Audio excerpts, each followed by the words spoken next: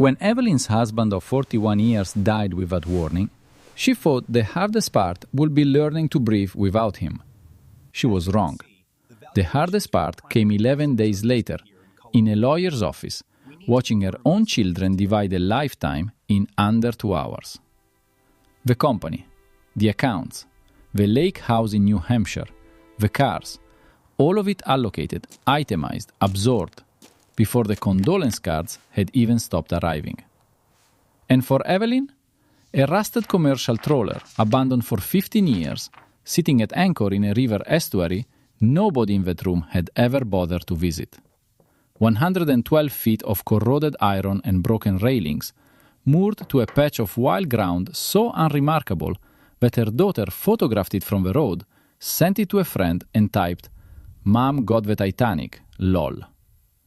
They were so certain she'd gotten nothing, so certain they didn't even look.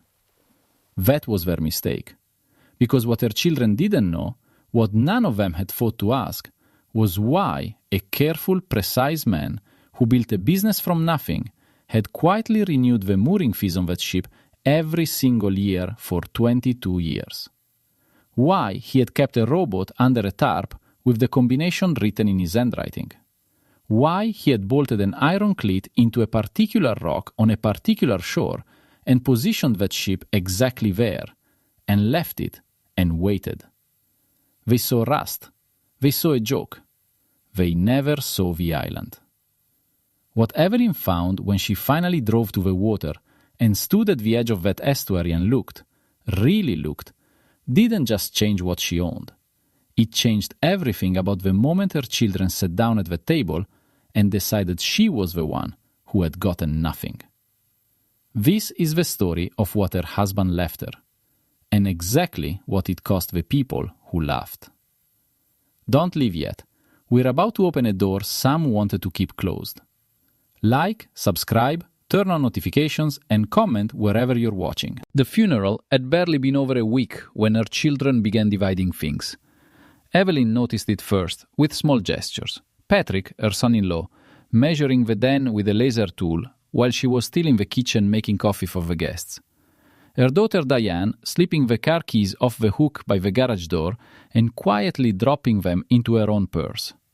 Her son Gregory sitting down with the accountant before Evelyn had even changed out of her black dress, his reading glasses on, a yellow legal pad in front of him. She stood in the hallway and watched through the cracked door and understood that grief, for her children, had a very specific expiration date. Martin had died without warning on a Tuesday morning, 68 years old, a strong man who still went to a marina before sunrise 3 days a week, dead from a cardiac event so swift the doctor used the word instantaneous as if it were meant to comfort her. There had been no goodbye, no final conversation. One day he was there, reading the paper with his glasses perched low on his nose, and then he simply wasn't. The reading of the will took place 11 days after the funeral. Martin had been meticulous about these things, organized in the way that men who build businesses from nothing tend to be. The house went to the children equally, with Evelyn retaining the right to remain for 1 year.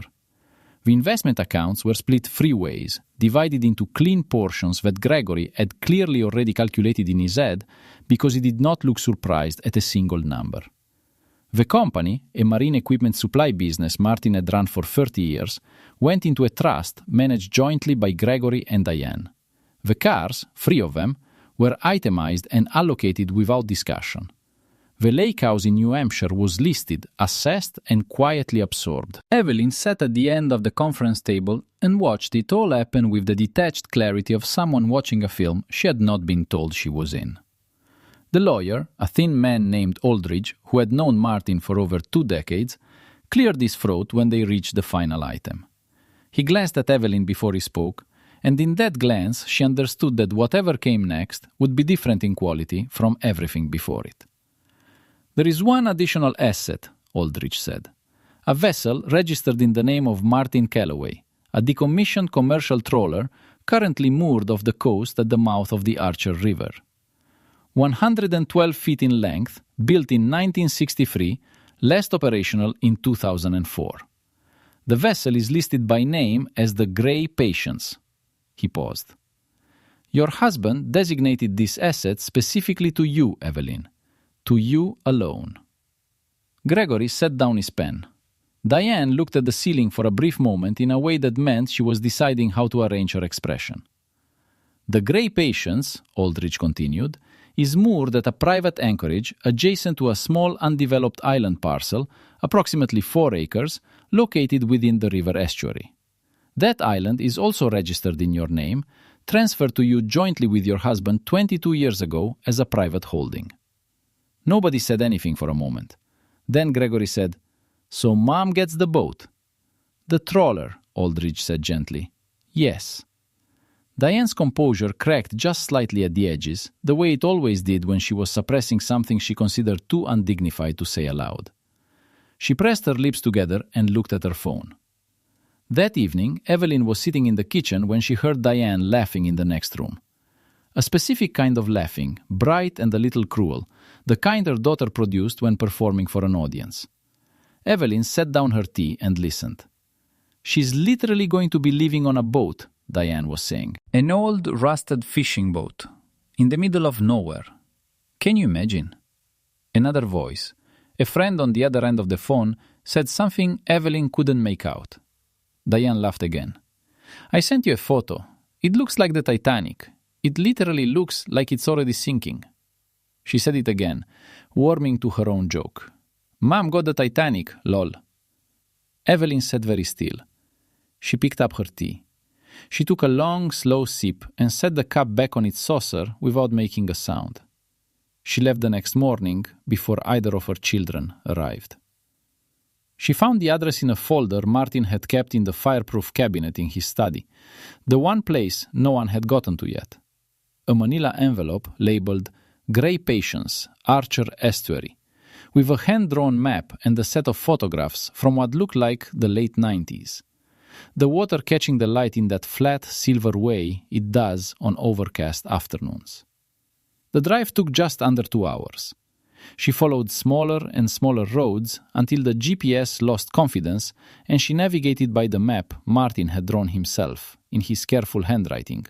With small notations in the margins she had to squint to read. Turn here after the old cannery. Watch the tide chart in spring. She turned after the old cannery. She watched for the water. The estuary opened without announcement. One moment there were trees and gravel road, and then suddenly there was sky, enormous and bright, and below it the wide mouth of the Archer River where it met the sea. Grey-green water ruffled by a westerly wind, seabirds working the current, and there, perhaps 300 yards from the muddy shore, riding at anchor on a heavy chain that disappeared below the waterline, was the Grey Patience. Evelyn stopped the car. She got out and stood at the edge of the bank and looked at her inheritance. It was enormous. That was the first thing she registered, simply the scale of it. Larger than she had expected even from the photographs. The hull rising a full 2 stories from the waterline, dark red with rust staining the iron in long vertical streaks that gave the vessel the look of something that had been crying for a very long time. The wheelhouse at the stern was intact, but its windows were clouded with age. A length of safety railing along the port side had broken free and hung at an angle. The name was still visible on the bow in faded white letters, each one taller than Evelyn herself. She stood there for a long time. The wind moved across the water and lifted her hair, and she did not push it back. Behind the ship, perhaps 40 yards further into the estuary, was the island. She had nearly missed it at first, had taken it for a bank of low reeds, but now she saw it clearly. 4 acres of land rising gently from the water, dense with scrub oak and marsh grass, a fringe of smooth rock along its shore, entirely wild, entirely still. No dock, no structure, no sign of any human presence at all, except for the anchor chain of the Grey Patience, which ran from the ship's bow directly to a cleat bolted into the island's eastern rock face. The ship was tied to the island. Had been, she realized, for years. She reached into the envelope and pulled out Martin's photographs. The same view, 20-something years younger. The same ship, newer then, the rust only beginning. The same island, unchanged. And there, in the corner of one photograph, barely visible, Martin's own reflection in the windshield of a truck she didn't recognize, his arm raised, gesturing at something beyond the frame. Showing someone something, proud of it. She put the photograph back. She looked at the water. She had spent 41 years married to a man who never once brought her here. She didn't know whether to be angry at that or not. She stood at the edge of the estuary and decided to feel it later, when there was less other feeling already taking up space. A fisherman in a small aluminum skiff was working the river mouth about 100 yards south. He had noticed her. He cut his engine and let the current carry him slowly closer. "That yours?" he called, nodding toward the grey Patience. "It is," Evelyn said. He looked at the ship and then back at her with an expression that was not quite pity and not quite admiration, but something between the two. "Sat out there 15 years, easy." Martin kept her tied up, used to row out once in a while, check on things. "You his wife?" "Yes." The man was quiet for a moment, resting his hands on the oars. "Sorry for your loss," he said. "Martin was a good man." He paused. Knew what he had out there, too. "What do you mean?" Evelyn asked. The fisherman looked at the island. "The whole estuary's changed, last 10, 15 years. Restaurants, hotels, boat launches. The whole shore from here to Calhoun Point's developed." He gestured broadly at the water. "That island's the last piece nobody ever touched." He shook his head slowly. "Man held on to it a long time. Must have had his reasons." He pulled his oars and drifted back toward his line without elaborating. Evelyn stood on the bank for a long time after he had gone, the wind of the water cool against her face, the grey Patience riding the current at anchor, patient and enormous and entirely hers. Her daughter had sent a photograph of this to a friend and written, "Mom got the Titanic, lol." Evelyn pulled out her phone and looked at the image Diane had taken. The wide red hull, the broken railing, the name in faded white. She put the phone back in her pocket and kept looking at the ship. She was beginning to understand that Martin, meticulous and careful and never once wasteful in 41 years, had not left her this by accident. She came back the next day with rubber boots and a thermos of coffee and a folding chair she'd taken from Martin's garage. She wasn't sure why exactly. There was nothing to do at the estuary, not in any practical sense, and yet the house felt impossible in a way she couldn't name, too full of her children's quiet efficiency, their measuring tapes and their phone calls and the low murmur of Gregory talking to the accountant again at the kitchen table. She needed to be somewhere that belonged to her alone, even if what it consisted of was rust and cold air and the sound of water against rock. She sat in the folding chair at the bank's edge and drank her coffee and watched the grey Patience turn slowly on her anchor chain as the tide shifted. The fisherman from the day before was not there. Nobody was. The estuary in the early morning was just birds and wind, and the occasional distant sound of a boat engine somewhere further up the river. She sat for 2 hours and did not think about anything in particular, which was itself a kind of relief she hadn't known she needed. On the third morning, she brought the rowboat. She had found it stored under a tarp behind the cannery building, chained to a post with a combination lock, and inside the same manila envelope she'd found the combination, written in Martin's handwriting on the back of a fuel receipt dated 7 years prior. He had thought of everything. He had always thought of everything. And she had always taken that for granted, the way you take for granted whatever has simply always been true. She rowed out to the grey Patience in the flat morning light. The chain from the bow to the island cleat ran directly across her path, and she had to angle around it. Up close, the ship was staggering, the hull rising above her like a cliff face, the red rust bleeding into the dark water in long, slow threads. She found the boarding ladder on the starboard side, iron rungs bolted directly into the hull, and she climbed it without allowing herself to think about how high it was. The deck was solid underfoot. That surprised her. She had expected rot, instability, some physical confirmation of the ruin her daughter had performed for her friends over the phone. But the steel deck held her weight without apology. The teak decking in the protected areas still largely intact, weathered grey but sound. She walked the length of the ship slowly, from bow to stern, her hand trailing along the rail where it still stood. The wheelhouse door was rusted shut, and she didn't force it. She simply stood at the bow and looked at the island. From this angle, it was different. From the bank, it had looked like a reed bank, anonymous.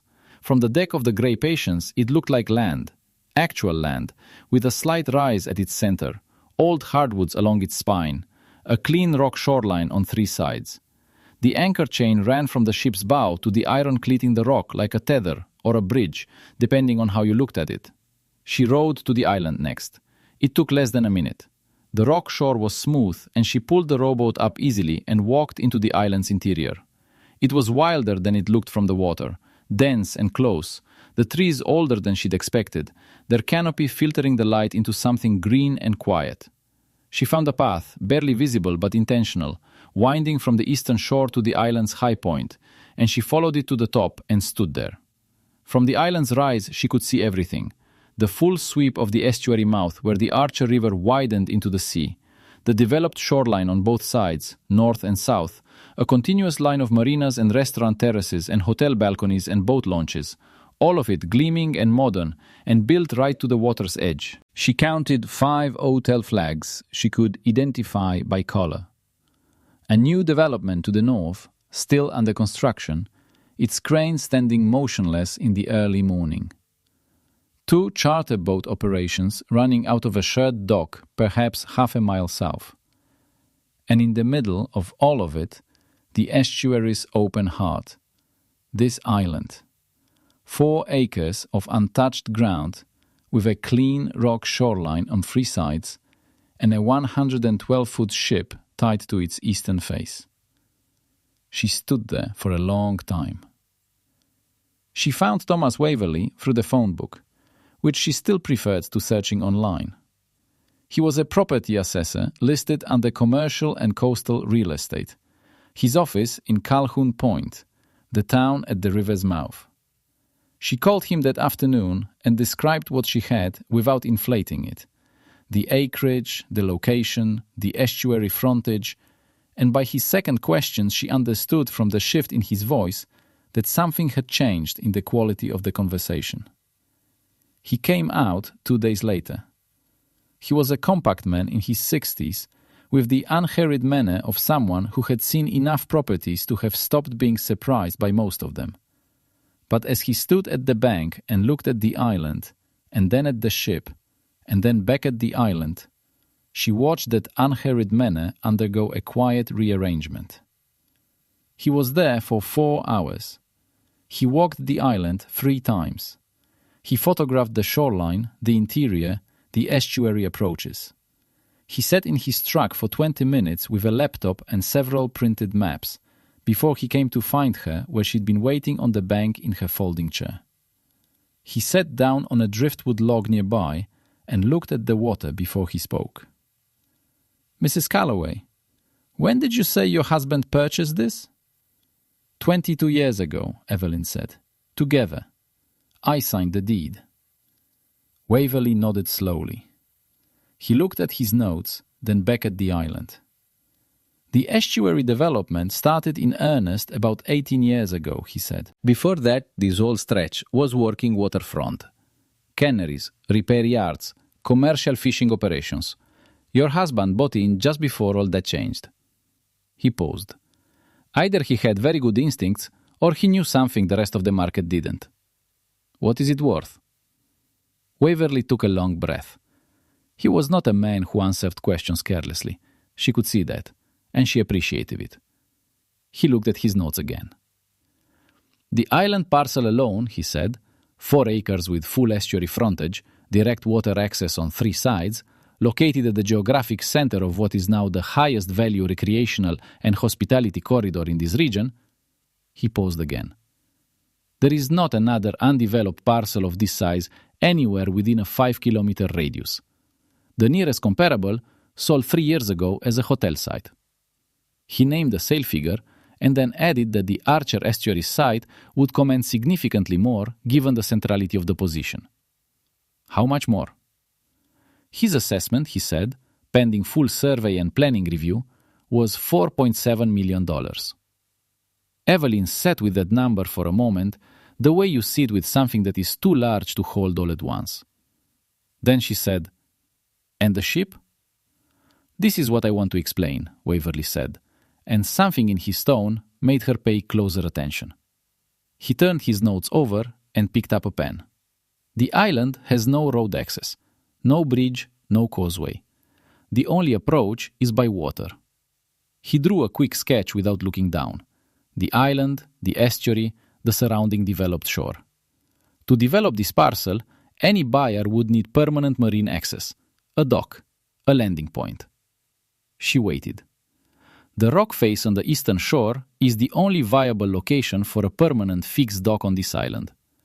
The angle of the approach, the depth at low tide, the shelter from the dominant westerly swell, is the only place a dock will work. He tapped the sketch. Your ship is anchored directly at that location. The cleat on the rock is the only fixed marine hardware on the island. Your husband bolted it there. Evelyn looked at him steadily. Without the ship's anchorage point, Waverly continued, a new buyer would need to drill and construct fresh marine foundations in that exact location. That's coastal engineering work, environmental permits, potentially years of approval process. He looked up at her. With the ship already present, already holding the anchorage, already providing temporary staging for any construction work, the vessel becomes part of the site's development value, not separate from it. Any serious developer would want to purchase the ship along with the island. Not because the ship itself is valuable, he said, but because without it, the island is significantly harder to develop. Together, they are one asset. The wind moved across the water between them. From the estuary, the grey Patience rode their anchor chain and turned slowly, unhurried. So the ship without the island, Evelyn said carefully. Nothing, Waverly agreed. An old trawler with no berth, no dock rights, no commercial viability. Scrap value at best. And the island without the ship? He considered it honestly. Considerably harder to sell quickly. Months of additional permitting. Environmental studies for the dock construction. You lose the premium that comes from a ready-to-develop site. His voice was measured but precise. Together, though, you have something that almost doesn't exist in this market anymore. A development-ready waterfront island with established marine access and no comparable competition for 5 kilometers in every direction. He closed his notebook. Mrs. Calloway, I've been assessing coastal properties for 30 years. I want to be direct with you. What you have here is exceptional. Not because of the ship, not because of the island, but because of the relationship between them. Your husband structured this asset very carefully. He folded them together in a way that means they have to be considered as one. Evelyn was quiet for a long moment. She looked at the grey Patience. He never once brought me here, she said, in 22 years. Waverly looked at her. No? She shook her head. He was quiet in the way that people are quiet when they're choosing not to say something. Maybe he wanted it to be yours when the time came, he said finally. Not something shared, not something explained to death. Just yours. She drove home along the estuary road in the late afternoon light. The hotels and the restaurants and the marina bars were coming alive on both sides of the river. Lights going on, boat engines idling, the whole corridor warming itself up for another evening of the kind of business that had been transforming this stretch of coast for nearly 2 decades. She drove slowly and looked at all of it. Her daughter had taken a photograph of the grey patients and sent it to someone with a joke attached. Her son had sat down with the accountant before the funeral guests had even finished their coffee. Between them, they had taken a company built over 30 years, a lake house in New Hampshire, 3 cars, and a substantial investment portfolio, and they had left her a rusting trawler and a patch of wild ground that nobody had looked at closely enough to understand. She thought about Martin at the estuary 22 years ago. His reflection in the windshield in that photograph, his arm raised, pointing at something, proud of it. She thought about his handwriting on the back of the fuel receipt, the combination to the rowboat's chain lock, the hand-drawn map with its small, careful notations. Turn here after the old cannery. Watch the tide chart in spring. He had known. She was certain of it. Not everything, perhaps not the exact figure, not the specific development that would come, but the direction of it, the logic of it. A man who had worked marine supply for 30 years along this coast, who had watched the estuary change, who had understood water and access and what they meant to land. He had known, and he had left it to her alone. She pulled off the road at the crest of the hill, where the estuary was visible in its entirety below her, the island at its center, the grey patients riding at anchor in the failing light. From up here, the ship looked almost graceful. The rust didn't show at this distance. What you saw instead was the scale of her, the long, purposeful lines of a working vessel, solid, permanent, moored to a piece of ground that happened to be worth $4.7 million and that happened to be entirely, legally, unambiguously hers. She sat with the engine running and looked at it for a while. Then she took out her phone. She had 3 messages from Gregory and 1 from Diane. She put the phone face down on the passenger seat and kept looking at the water until the light was nearly gone. There would be a meeting. She already knew that. The moment her children discovered what she had, there would be phone calls and lawyers and a great deal of urgent language about fairness and the family and what their father would have wanted. She had been married 41 years, and she knew how these conversations began. She also knew, for the first time in 2 weeks, exactly how she intended them to end. Gregory found out on a Thursday. She didn't know exactly how. Perhaps through the county property records, which were public, or perhaps through someone at the assessor's office who knew someone at the marina, or perhaps simply because Gregory had always had a particular talent for knowing which questions to ask and when to ask them. The mechanics of it didn't matter much. What mattered was the phone call, which came at 8:45 in the morning while Evelyn was sitting at Martin's kitchen table drinking her coffee, and which began not with hello, but with the words, "We need to talk about the island." She said, "All right." Gregory said he would set up a meeting. He said they should all be present, the whole family, that this was a family matter and it needed to be handled as one. He used the word family 4 times in 3 minutes, she counted. He did not ask how she was. He did not mention his father.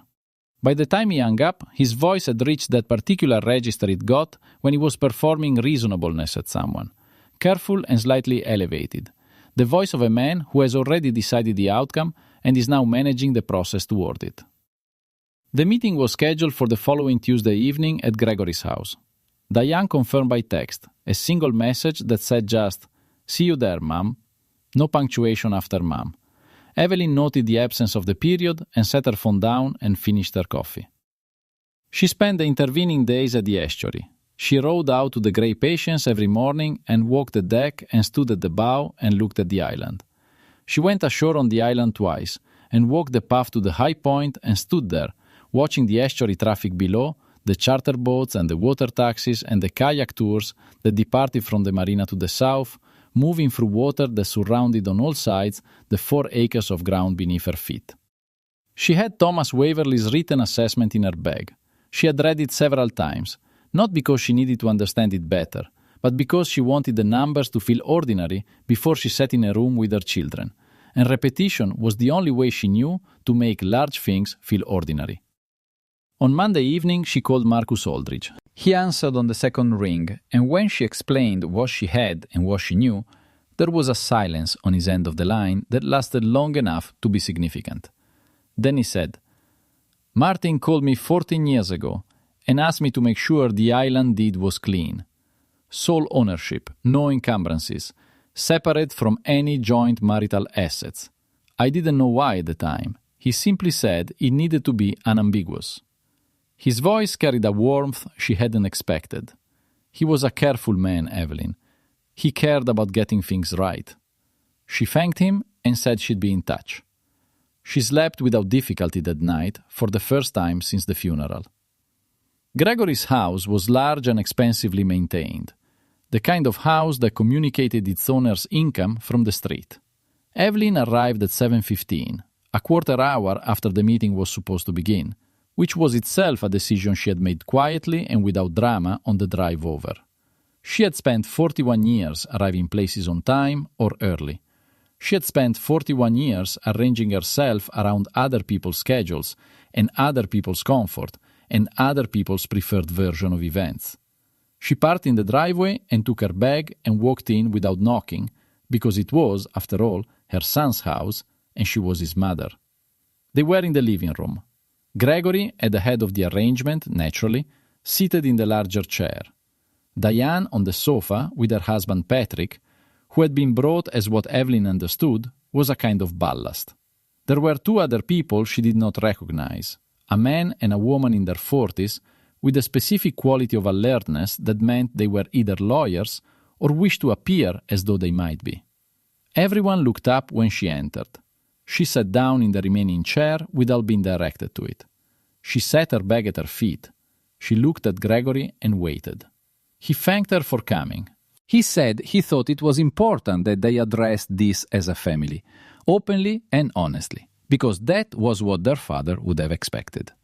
He used the phrase "what Dad would have wanted" twice in the first 90 seconds. Diane nodded along with the particular attentiveness of someone who has rehearsed their supporting role. Patrick looked at his own hands. The substance of it, when Gregory got there, was this. The island and the vessel constituted a significant marital asset that had not been appropriately considered during the estate process. The original distribution had been made without full knowledge of the property's value. There were grounds, Gregory said, choosing his words with visible care, for revisiting the allocation, for ensuring that the estate was divided in a way that truly reflected what their father had built, what the family had built together over decades. The man Evelyn didn't know said something about equitable distribution. The woman said something about precedent. Diane said, "Mom, we're not trying to take anything from you. We just think it's fair that we all share in what Dad left. He built this family. He built everything we have. This was his asset too." Evelyn looked at her daughter. She thought about the phone call she'd overheard from the kitchen.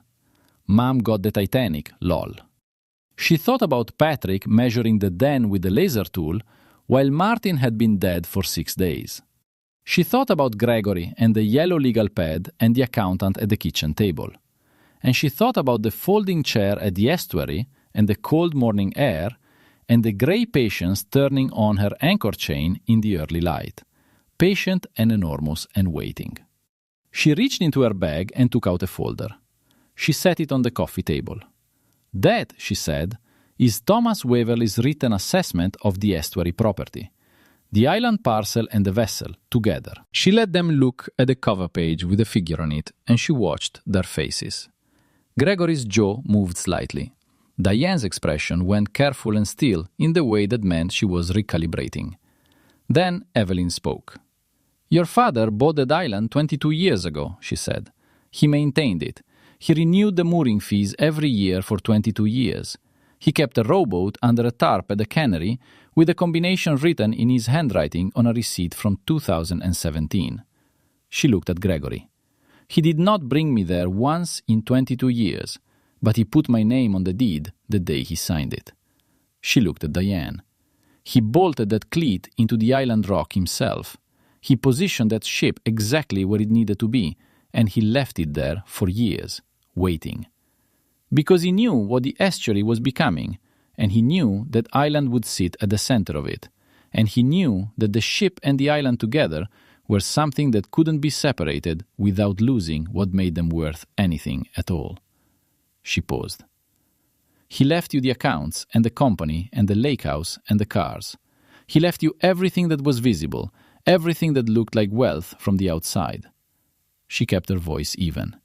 And then he left me a rusting fishing trawler and 4 acres of marsh grass that nobody looked at twice. Diane sent a photograph of it to a friend and wrote that I'd gotten the Titanic. Diane started to say something. Evelyn continued. I've spent 2 weeks at that estuary. I've been on that ship and I've walked that island and I've sat on the bank and I've understood, slowly, what your father actually did. She looked at the folder on the table, then back at her children. He gave you the things you would recognize immediately. He gave you the numbers you could put in a spreadsheet and feel satisfied about. And he gave me the one thing in his entire estate that required someone to look at it carefully before they understood what it was. She picked up the folder and placed it back in her bag. Your father left everything arranged exactly as he intended it. The deed is in my name alone and has been since 1999. Marcus Aldridge confirmed that to me yesterday evening. There is no equitable distribution argument that applies to a gift established separately from the marital estate over 2 decades ago, and I have the documentation to confirm that in whatever forum you choose. Gregory said, Mom, we're not trying to be adversarial here. I know what you're trying to be, Evelyn said. She said it without anger, which was the thing that silenced him. There was no heat in it, no trembling, no defensive edge. Just clarity, clean and settled as the estuary at low tide. I was in that house when the accountant arrived. I was in the kitchen when Diane was on the phone. I watched Patrick measure the den while we were still receiving condolence calls. She looked at her son steadily. You divided your father's estate before he was called, and you were satisfied with what you got. And you were satisfied because you looked at the trawler and the island, and you made a decision about their value without once going to see them. She stood up. She picked up her bag. You gave me the Titanic, she said. Turns out it was the only ship with a key to the harbor. Nobody spoke. She walked to the door and then stopped, her hand on the frame, and turned back. She did not look angry. She looked like a woman who has set something down that she had been carrying for long enough. I'm going to keep the island, she said. I'm going to keep the ship. I haven't decided yet what I'll do with them. Maybe I'll sell. Maybe I'll lease the anchorage rights and live on the water and listen to the birds in the morning. She considered it. Maybe I'll just sit in a folding chair on the bank and drink my coffee and watch the tide come in. What I won't do is explain myself to either of you about it. She looked at them one last time. Her son and her daughter, both of them quieter than she had ever seen them, the lawyers, or whatever they were, studying their own notes with great concentration. Your father knew what he had, she said. He knew what I had too. He just knew it would take losing everything else before I'd go and look. She left. The drive back to the estuary took 2 hours, and she did not go home first. She drove directly to the bank and got out of the car and stood at the water's edge in the dark. The estuary invisible beyond the reach of the single light on the grey Patience's bow that she'd rigged on a timer 3 days before. A small bulb ran off a battery box she'd found in Martin's garage. Just enough light to mark the ship's presence in the dark. Just enough to say, something is here. The air was cold and smelled of salt and river mud and the particular cleanness of moving water at night. She could hear the chain turning at the bow, a low rhythmic sound, metal on metal, the ship adjusting herself to the tide. She thought about Martin at the estuary in the photograph, his arm raised, pointing, proud of it. She thought about the note in his handwriting on the fuel receipt. Watch the tide chart in spring. Not a warning, an instruction. He had left her instructions for a place she'd never been, guidance for a future he had been quietly, patiently building on her behalf for 22 years. Through every year of raised voices and school events and summer vacations and late nights and ordinary Tuesdays and all the accumulated texture of a life shared. He had been building it the whole time. She didn't know whether to be moved by that or undone by it or simply quietly grateful.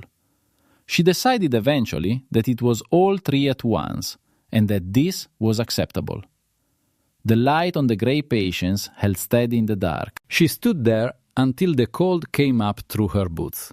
And then she stood there a while longer, her hands in her pockets, her face toward the water and the island and the rusted, beautiful, improbable ship that had turned out to be the one thing worth having. Then she walked back to her car and she drove home and she slept.